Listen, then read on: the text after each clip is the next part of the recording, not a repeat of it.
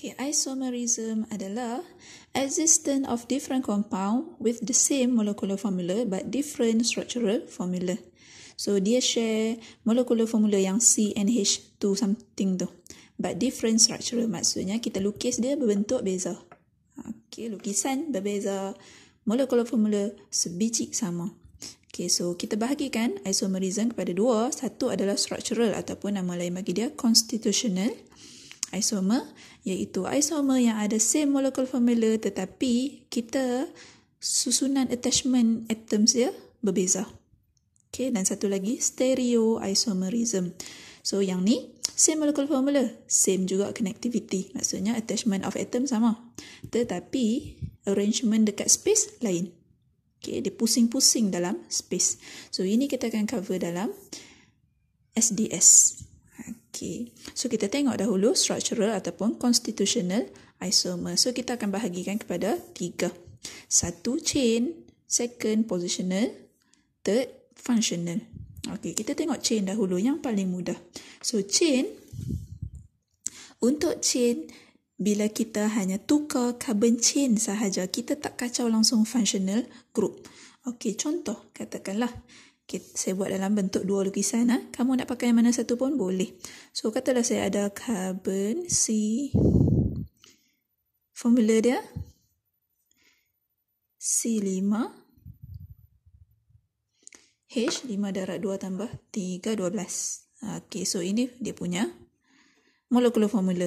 So cara saya nak lukis molecular formula tukar kepada structural formula. So saya buatlah CH3 CH2 CH2 CH2 CH3. So cukuplah 5 carbon. Okay, so saya nak tukar chain. Apa maksudnya? Saya akan daripada straight chain, ini bermaksud carbon dia berada dalam keadaan straight. So saya nak tukarkan straight ini menjadi branching. Okay, so apa yang saya akan buat? Saya akan pendekkan satu carbon. So 1, 2, 3, 4, 5. Saya akan pendekkan jadi 4. 1, 2, 3, 4. Di mana satu lagi? Satu lagi saya bawa ke tengah. So saya letaklah di mana-mana. Saya letak dekat sini katakanlah. Okay, so saya penuhkanlah dengan hidrogen. Jangan biar kamu punya carbon kamu tinggal tulang saja. Okay, kamu nak buat lukisan mixture macam ni pun boleh. Nak buat condense, nak buat expanded sikit, tak ada masalah. As long as bilangan carbon dan hidrogen cukup. Okay, kalau cara saya, di mana yang hujung, kita letak terus CH3, CH3. Tapi yang mana tengah, kita cukupkan 4 bond. Okay, so carbon ni tadi dah ada 2. Saya cukup tambah lagi 2 hidrogen. Macam ni dah ada 3. Saya tambah lagi 1 hidrogen. Okay, so ini dengan ini yang kita panggil sebagai chain isomer. Okay, maksudnya chain dia daripada straight, saya tukar jadi branch. Ataupun jika diberi branch, saya tukar jadi straight. So ni kalau saya nak buat branch lagi boleh? Boleh, tak ada masalah.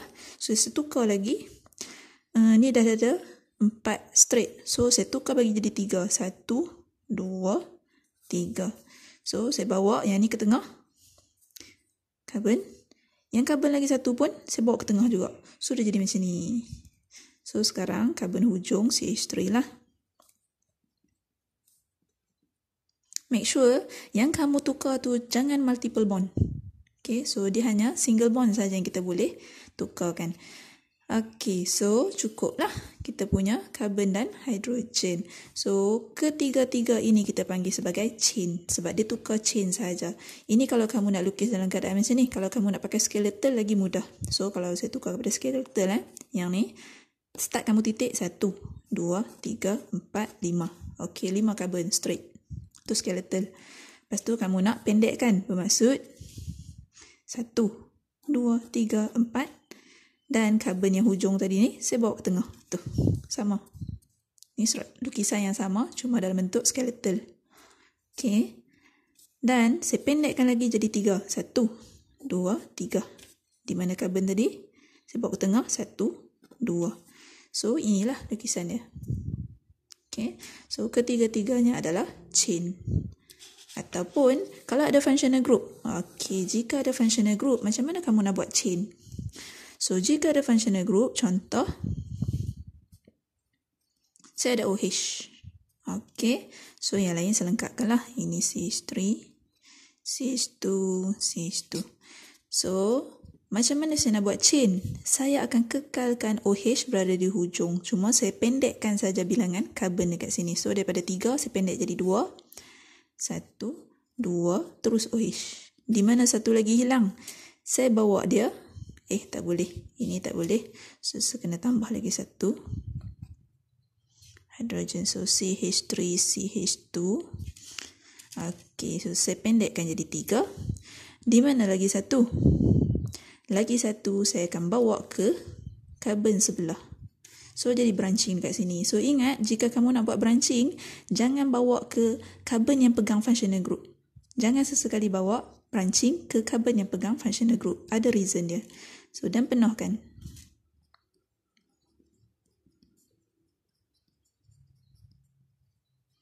Okey, so ini kita panggil sebagai chain. Kita tak tukar functional group punya position.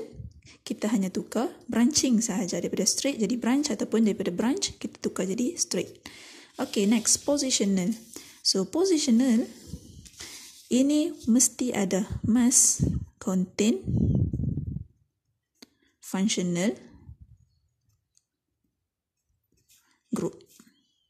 Kalau tak ada functional group, contoh, katalah saya ada yang ni.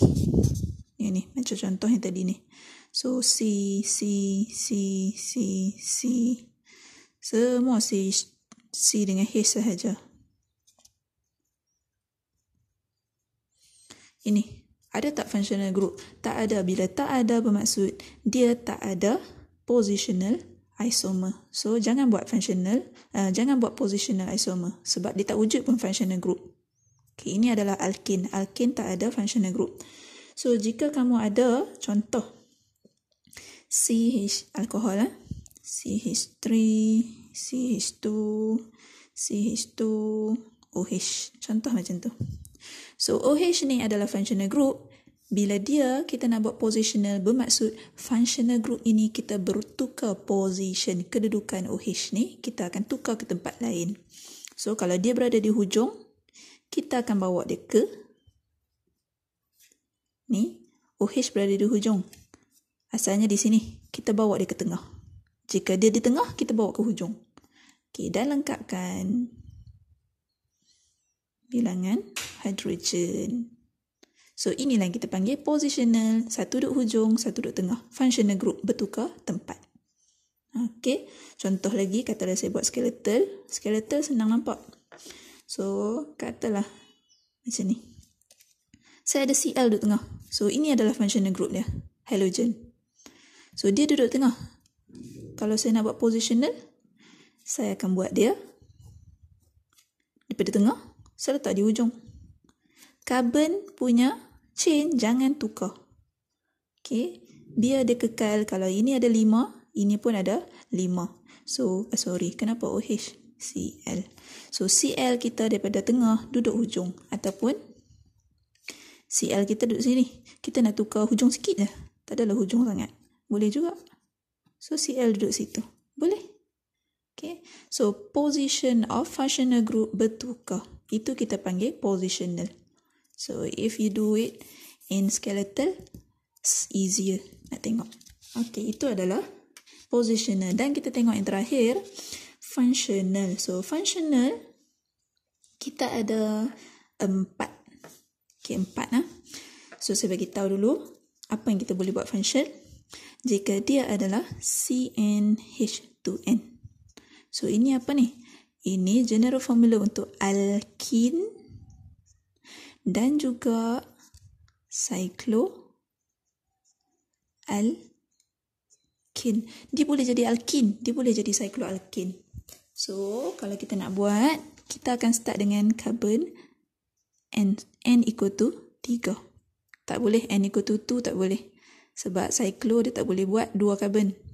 So, jika alkene maksudnya 1, 2, double bond, 3. Okay, so lengkapkanlah. Ni dah double bond. So, 1, 2, 3 bond dah. Lengkapkan, tambah lagi 1 saja. So, carbon ni dah ada 2 bond. Ada lagi 2 hydrogen. So, make sure jangan lebih bilangan hydrogen. Kalau saya nak tukar ke yang ni, menjadi cycloalkane. So, dia akan jadi 3 segi. Macam tu je lah. So, ini alkene, ini cycloalkane. Lain terus compound dia. So, itu yang kita panggil sebagai functional. So, dia bertukar functional group. Ini tak ada functional group. Ini ada C double bond C. Okay. Karbon-karbon double bond. So, gelap tadi. So, lagi satu CN H2N plus 2O. Ini general formula untuk siapa? Ini adalah untuk alkohol atau ether. So, jika dia adalah alkohol, contoh saya ambil bila N equal to 2.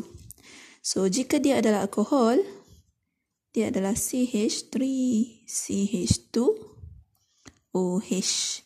Jika dia adalah ether, dia akan jadi COC. So, CH3, OCH3. Bilangan karbon sama 2. Bilangan hidrogen pun sama 6. Tapi, ini functional group dia COC. Ether. Ini functional group dia OH. Lain terus functional group. Itu kita panggil functional isomerism. Okay, isomer function. And then yang ketiga adalah CN H2N O. So, apa functional group ni? Ini untuk aldehyde ataupun ketone. So, jika katakanlah dia pun kena start dengan N equal to 3 sebab ketone tak boleh N equal to 2. Kenapa kita tengok? So, jika N equal to 3, aldehyde, dia punya functional group dia mesti C double bond O H dan dia mesti duduk di hujung. So, ada lagi 2 lagi karbon. So, 1, 2. So, CH3, CH2. Ini adalah aldehyde. Kalau saya tukar kepada ketone, C, double bond O daripada hujung dia bertukar ke tengah. Itu adalah ketone. Okey, ini kita panggil sebagai aldehyde, ni kita panggil sebagai ketone. Function dia bertukar. Okey, ini adalah reaktif, ini almost unreactive. Okey. Dan yang terakhir CN H2N O2. So, beza dia yang ni O, yang ni O2. So, apa ni?